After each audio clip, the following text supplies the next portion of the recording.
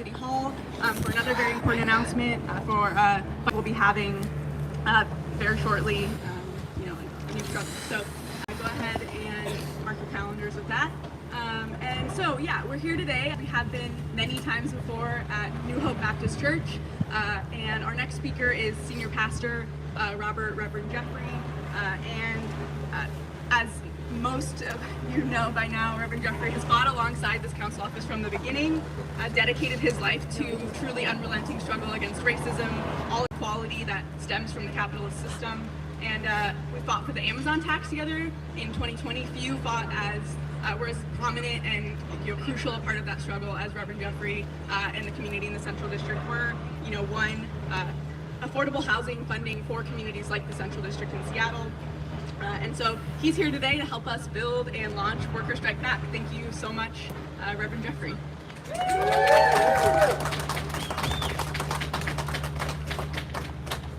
First, I want to thank Councilmember for her service to the city.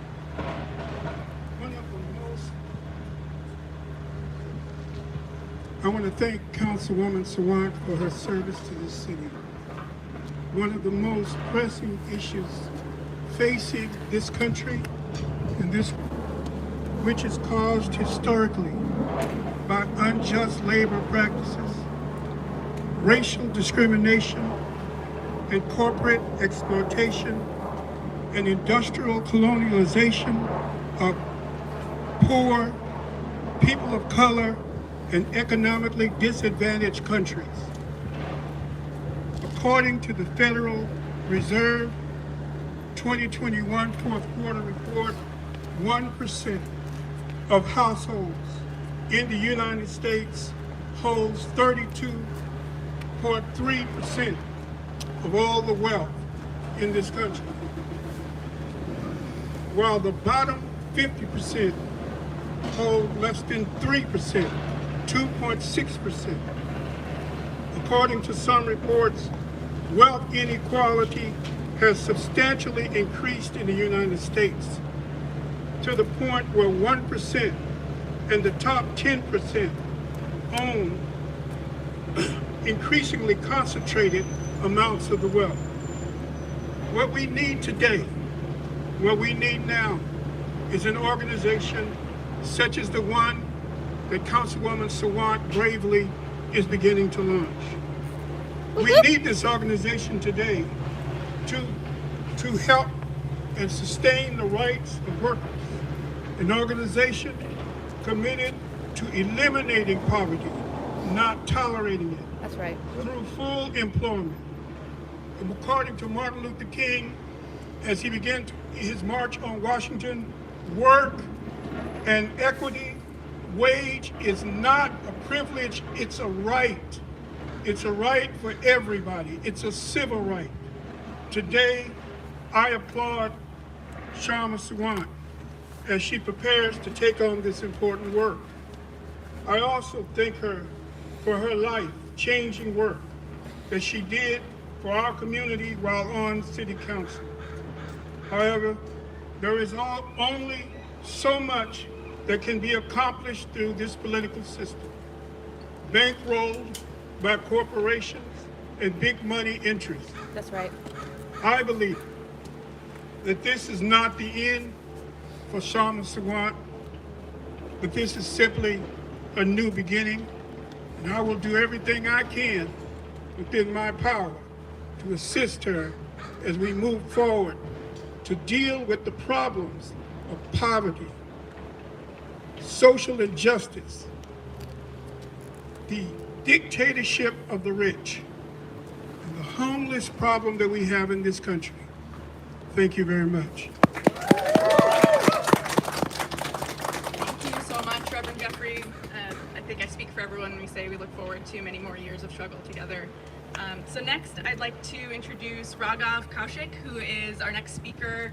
He's been involved in the Coalition of Seattle Indian Americans and many other organizations that we fought alongside for many years in Councilmember Kshama Sawant's office. And alongside Raghav and other activists, we won the first in the nation resolution 3 years ago, which was against the deeply reactionary anti-Muslim laws, really anti-poor citizenship laws that were passed, attempted to be passed in India by the right-wing reactionary Hindu fundamentalist BJP.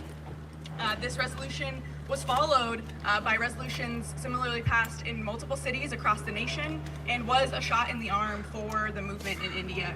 Raghav was also a prominent activist in the tax Amazon struggle, and we're honored to have him here today as well. So thanks so much, Raghav.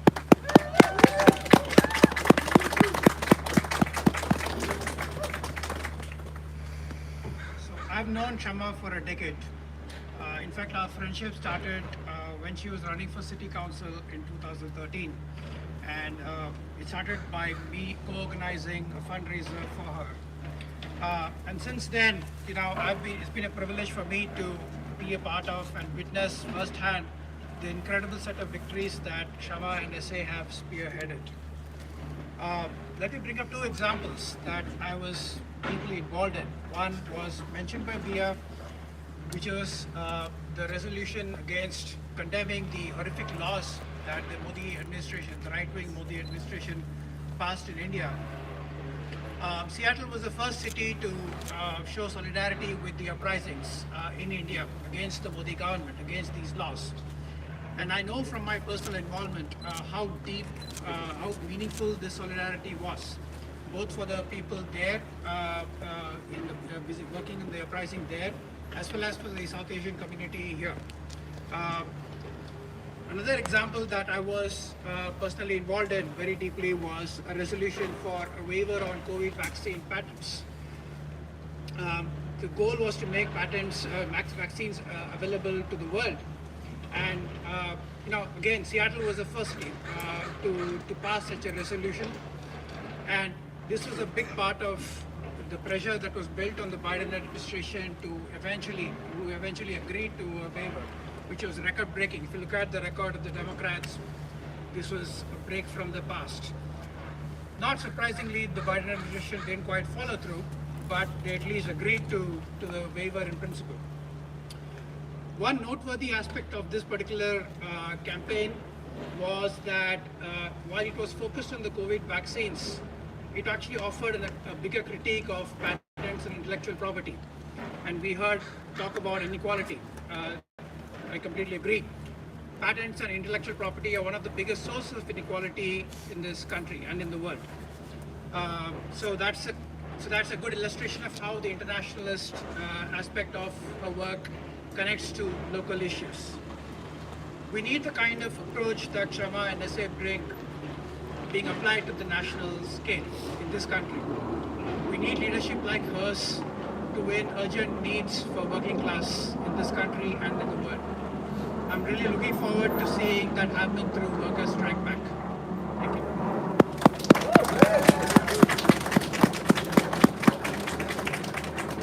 Thank you so much, Raghav. So our last speaker before we go to questions from the press is Nina Wirtz, who has been fighting alongside our council office for several years now, and who is a rank and file member of the Northwest Carpenters Union and a member of the rank and file caucus, the PJ McGuire group, that really led the way in militantly fighting during the carpenter strike in 2021, demonstrating what it looks like to take on the bosses and, sell out union leadership and fight back for the things that working people deserve, setting an example here in Seattle and across the country. We're very excited to have Nina here today with us as well.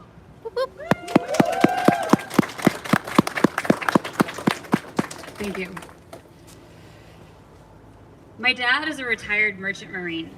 I spent many holidays at parties in his union hall growing up. I didn't know why his union was so important to him, but his pride was unmistakable. When I joined the Carpenters Union almost 8 years ago, I felt that union pride. I felt the legacy I was now a part of, not just from him, but from the generations that came before. The legacy I hope my son inherits.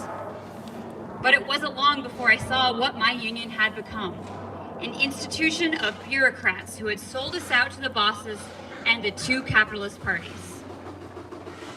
In the summer of 2021, construction was booming in Seattle. It was time for us carpenters, for all of us, to finally see some of those blood, sweat, and tear-earned profits. But the union wasn't having it. After a growing dissent from 4 failed contracts that didn't even cover the rise of cost of living, we were finally authorized to strike. But between backdoor deals with the building trades union to have off days from picketing, not to mention deals with the contractors themselves to keep us from striking most jobs in the first place, our strike was destined to fail right out of the gate. As one of these dissenters, and now as the co-chair of the rank-and-file-led Peter J. McGuire group, I saw nothing but opposition from the political and labor establishment. My own union started a petition against solidarity. We were accused of all-out sexism by the MLK Labor Council. And the leaders of this city, well, the Democratic Party says it's pro-labor, but when it came down to actually getting their hands dirty with the boots on the ground, there was no trace of them. We were looking for solidarity from anyone who could give it. We would have welcomed support from any party, any organization who was willing to stand with us and back us up as we demanded a fair contract. But of course, the establishment wasn't willing to challenge the status quo. So who showed up? Socialist City Councilmember Kshama Sawant. That's right. She and the members of Socialist Alternatives stood with us and listened to our demands. She offered $10,000 to a carpenter solidarity fund that our union refused to set up. She introduced legislation to the City Council after hearing our demands. Carpenters from all across the political spectrum were on board because we could see she was paying us more than lip service. She didn't make excuses like the union did. Carpenters and members of Socialist Alternative stood shoulder to shoulder together because we all knew we were bound by the struggle. We knew then, as we know now, it is not political affiliation, it is not race or gender identity that makes us workers. We are all of one class. That's what solidarity looks like. Whoop, whoop.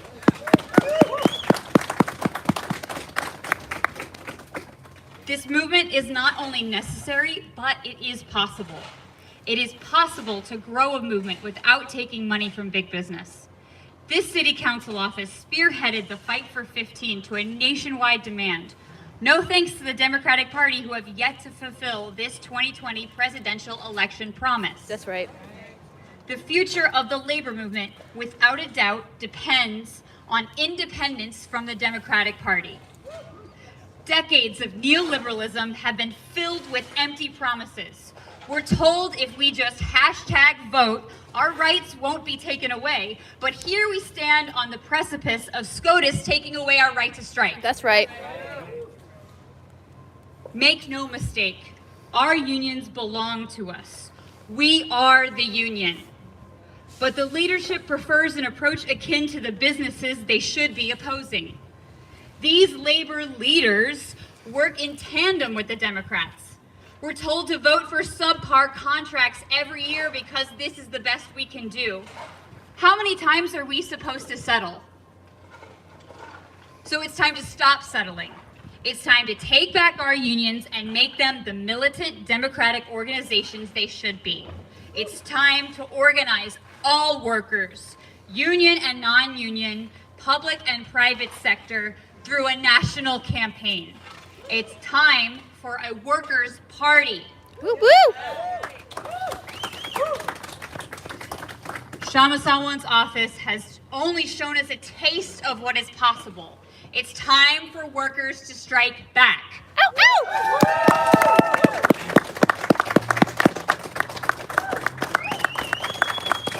When we fight, We win! when we fight, We when win! we fight, We win! All right. Thank you to our speakers. We had a bit of a live stream issue at the beginning, so I just want to reiterate for folks, the launch event that we'll be having here in Seattle is March 4th, Saturday, March 4th at noon at Kane Hall on the University of Washington campus, room 130. And it's going to be really exciting. We've got some leaflets here, and I want to reiterate the 5 demands of Workers Strike Back, which I think are we're exciting, for a lot of people here to hear for the first time, and for folks online to be able to see this. The first demand: workers need a real raise. The second: good union jobs for all. Fight racism, sexism, and all oppression. Quality, affordable housing, and free healthcare for all. And no more sellouts. We need a new party. That's right. So yeah, I'm gonna pass it over. Oh yeah, I think that's. Oh, one last thing I wanted to mention before we go to questions. We want folks who are listening right now to reach out to us. We have an email, solidarity@workersstrikeback.org. We would love to hear from you. Send us a message on any social media platform. Follow us, Workers Strike Back, on Twitter, Instagram, TikTok, and Facebook. So we'll bring Councilmember Kshama Sawant back up here now for questions.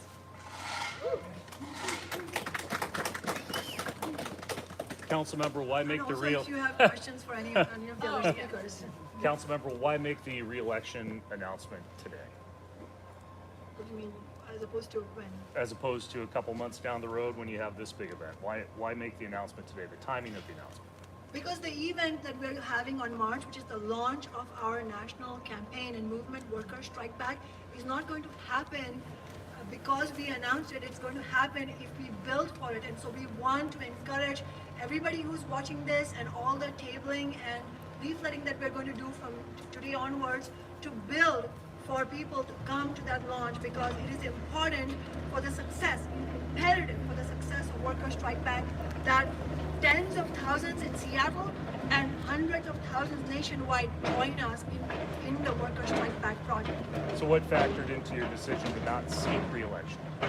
As I said before, and as others have said, in reality, what stands out about our nearly decade, and by the time I end my term, it will be a whole decade that we will have been in office. And what stands out, what is astoundingly remarkable about what we have accomplished, is that we have won 4 elections and also become the longest serving sitting city council member, not on the basis of go along to get along politics, not on the basis of wine and cheese with the Chamber of Commerce and the That's right. establishment, but by fighting back and becoming a thorn in the side of the Seattle ruling class. That's what stands out, but it also shows that this is not going to be enough. Having one city council office cannot replace a nationwide movement, and it truly is necessary at this point that Socialist Alternative union members like Nina Wirtz and others around the nation who want real social and economic justice, that we build a much wider campaign that brings together people from many cities. So did you feel that you couldn't accomplish that while still serving as city council member?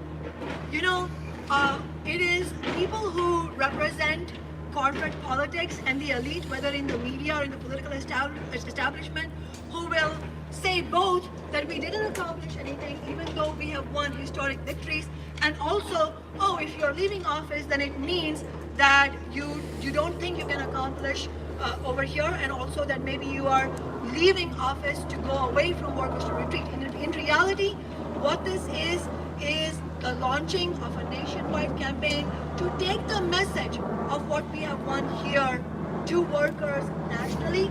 And as I said, it would not be on the shoulders of Socialist Alternative had the labor leadership or other very prominent leaders on the left like AOC and Bernie Sanders launched a nationwide movement.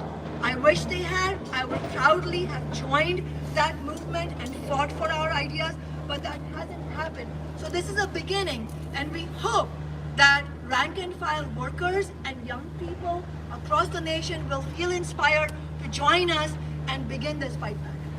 Hi, so Justin from CapitolHillSeattle.com. I'm curious to know more about the collective decision of Socialist Alternative around any possible heir apparent or someone else to pick up your mantle here in District 3.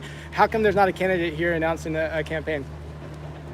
Well, just the vocabulary of heir apparent and picking up an individual's mantle, that is completely contradictory to actually how working people win victories.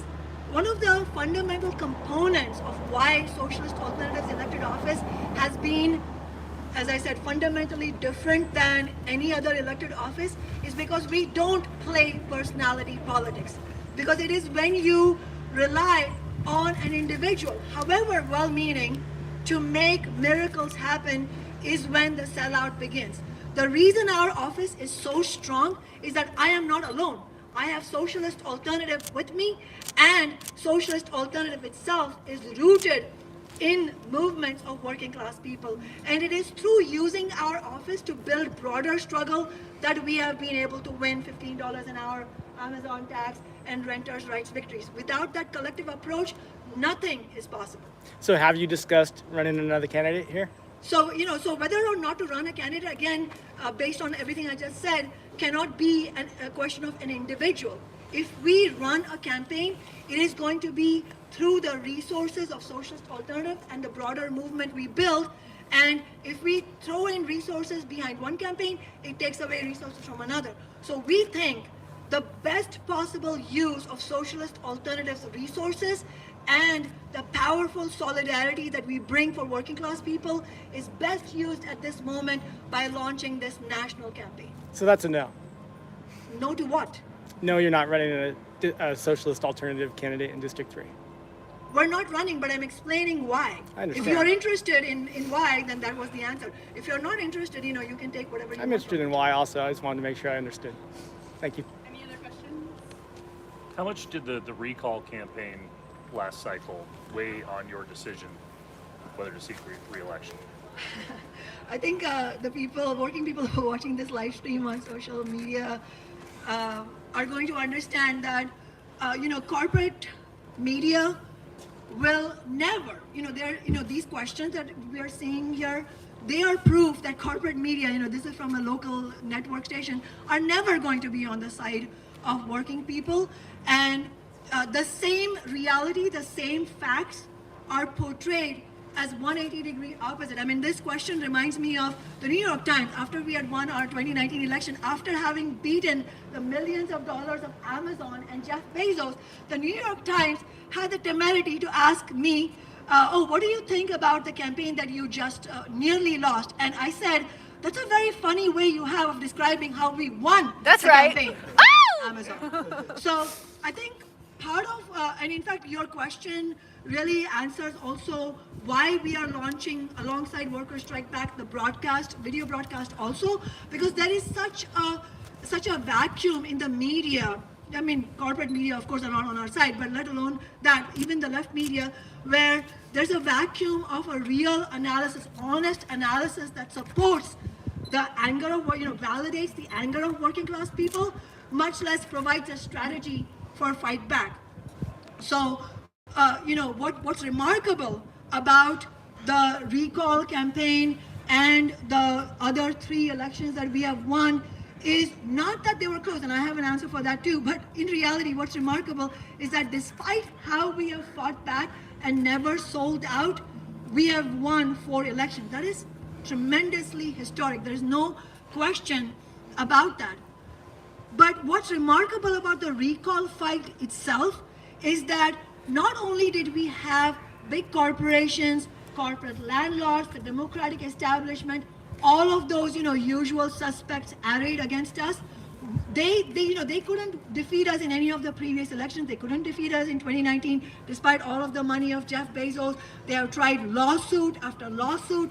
They brought frivolous, baseless ethics complaints against me. And then when nothing worked, they tried the recall attack against us. And to make that attack, they even brought the forces of the capitalist institutions, including the Supreme Court, to bear, forcing an unprecedented December election. And despite everything stacked against us, including a nearly winter election when most voters don't know that there's a ballot coming their way, we were able to defeat them and win despite all that. In fact, we had record numbers of people, young people especially, saying, I wasn't even going to register to vote, but for this, I will register and I will vote and I will become part of your campaign. And let's not forget that the same year that we faced the recall and we defeated them, 2 other progressives, Lorena Gonzalez and Nikita Oliver, lost their campaigns in the regular election because they refused to fight and they hugged the establishment to their defeat. That's right. Thank you so much. I think we are done. One more question. Okay, last one. Is your hope that your Worker Strike Back initiative gets a national image, a national following, a national platform? Absolutely, Worker Strike Back is meant to be a national movement. That is why we are doing this launch not just in Seattle, but as I said, workers and socialists and union members in multiple other cities will be launching themselves as well. And we're going to be using our broadcast program, video broadcast on strike, to also air nationally and internationally. In fact, we need a nationwide and international discussion of working class people about how should we build the fight back, how should we win, how, after all the betrayals by the squad and by Pramila Jayapal, can we win Medicare for all? Should we put our faith in them, or should we organize in the grassroots? That's one of the questions. Does SA plan to stay involved in local politics, not running a candidate? Absolutely. Yeah, absolutely. Like I said, first of all, we're not going anywhere right now because we still have a whole year ahead of us using our city council office. But beyond that, Worker Strike Back, as I said, is going to be built in multiple cities. Seattle is one of them. So absolutely, that if we have renters' rights struggles here after we finish our term, then we will be part of that. And it's not only the renters' rights or affordable housing questions inside Seattle. There will be regional fights, I hope, on affordable housing and ending homelessness. We also have the UPS contract renewal coming up. We have the West Coast Port Workers contract coming up. There will be local struggles. UAW 4121 will be moving into contract battle very soon. So we are going to have multiple local, regional, and national struggles. And at every step that is possible for Worker Strike Back to be involved and share our ideas on strategy and really be shoulder to shoulder with working class people, we are going to be there. Yeah. Okay, thank you so much. We win! Thank you to everyone tuning in online, and follow us on social media for news about where Worker Strike Back will be near you and in Seattle. We'll see you on March 4th.